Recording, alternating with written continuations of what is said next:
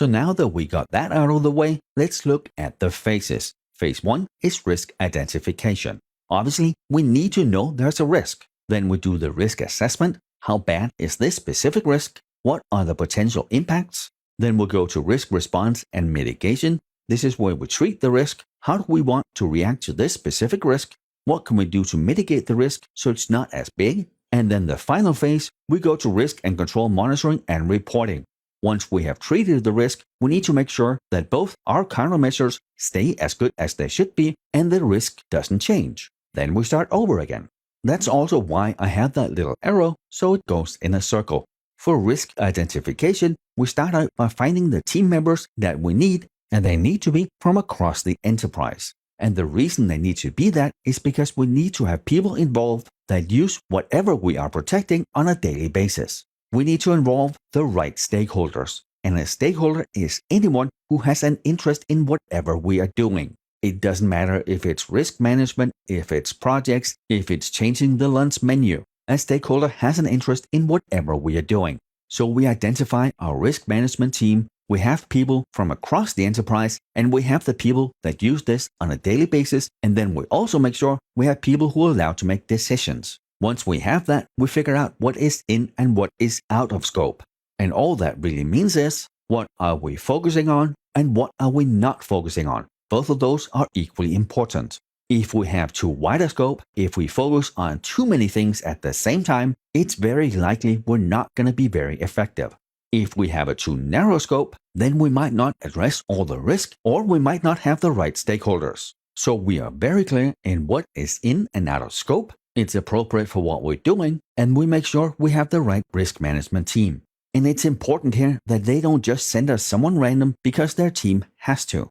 If they send someone over who's not completely clear on their process or don't completely understand what they do, well then how are they going to help us identify the risks? But for this example, let's just say they send the right person. We have our team assembled, we figure out what is in scope for this specific risk assessment, then we look at what are the assets we're protecting, what are the threats, and since we have that completely clearly defined scope, we are of course going to be successful. It is these 20 servers and these 4 applications. That is what we're focused on. Once we're clear on that, then we look at the different types of risk assessment. That can be qualitative or quantitative risk analysis, or it can be both. From the names, you might be able to guess what they are. Qualitative, it's quality. Quality is subjective. It's your opinion. It's the type of risk assessment that is not very hard. It doesn't really have substantiated facts. And this is what we do first. We look at these are the assets we're protecting. We rate them on their criticality to the business. And then how bad is it if they're compromised and how likely is it to happen? It's just guesswork, right? If all the servers are down, it's this bad. And it's probably this likely to happen. It's not really substantiated by any facts. It's feelings, it's thoughts. And that's why we need to have the team that works with these on a day-to-day basis because they're going to be most clear on how bad it is if something happens. Now, if both the consequences and the likelihood of something happening is high enough, then we may move into quantitative risk analysis. And here you can hear quantity. It's a number. It's specific. And this is where we go in and put numbers on those feelings and thoughts. And this part takes a lot more work because we need to go in and figure out how likely is this to happen, and if it happened, how bad is it really? And this is not normally something we do for everything. We focus on the assets that are critical and where the likelihood of the compromise is reasonably high. And again here, we need to do enough but not too much and not too little. We need to find that right balance where these are the critical assets. These are the things where if we're without these, this can be very detrimental to the business. But all the other stuff, we put in enough countermeasures, but no more. You do your due diligence, you do your due care, we implement the right solutions. And I think this is probably a good time to talk a little more about due care and due diligence. They're concepts we're going to be talking about throughout the entire course. And I do have a good deal of students that have issues differentiating between the two. Very, very oversimplified, due diligence is you doing the research. You prepare, you do all the practical stuff before we implement. Due care then is the implementation and then the monitoring and controlling after, where we confirm everything works as it should, is due diligence. Some students here also like the short mnemonic, due care, DC, and see that as do correct, you're fixing something, and due diligence, DD, do detect. You detect if something is wrong. You then find a way to fix whatever is wrong.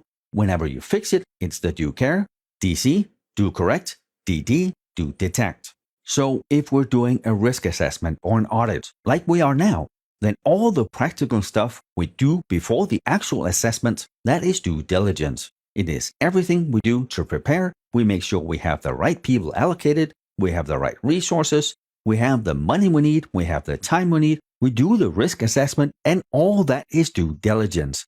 Then we present the risk report or whatever we have to leadership, that is due diligence.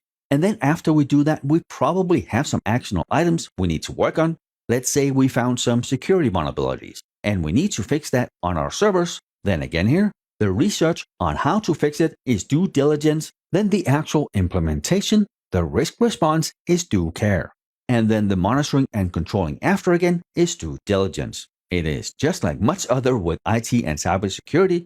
It's a cycle. Due diligence, due care, due diligence, due care. Research, fix, make sure everything works after the fix, and then we do some more research. I hope this has been not too confusing and it has helped you get a better picture of what due diligence and due care is. And if we don't do it, well then that is negligence. If you have a system that is your responsibility, you did your due diligence, you did your due care, if something happens, you are most likely not liable because you did everything that you could. That's also why due diligence and due care sometimes is referred to as the prudent person rule. And prudent just means someone who acts with or is showing care and thought for the future. You do everything that a reasonable person would do to research and fix the problem. If you do that, you are probably not liable. If you, on the other hand, completely ignore that, you don't patch your system, you know the patch is out but you don't really care, or you just choose not to implement, well then you are probably liable. And that then would be negligence or gross negligence. Now, if on the exam you see a question that says ultimately liable, that is senior management. While you might be negligent and liable because you didn't do what you're supposed to do, the ultimate responsibility always lies with senior management. Alright, I hope you're now clear on due diligence and due care. I think it was valuable to spend the time on it because first off, you need to know what it is. Secondly, it will very likely show up on the exam. And with that, we are done with this lecture. Thank you for being here, and I will see you in the next one.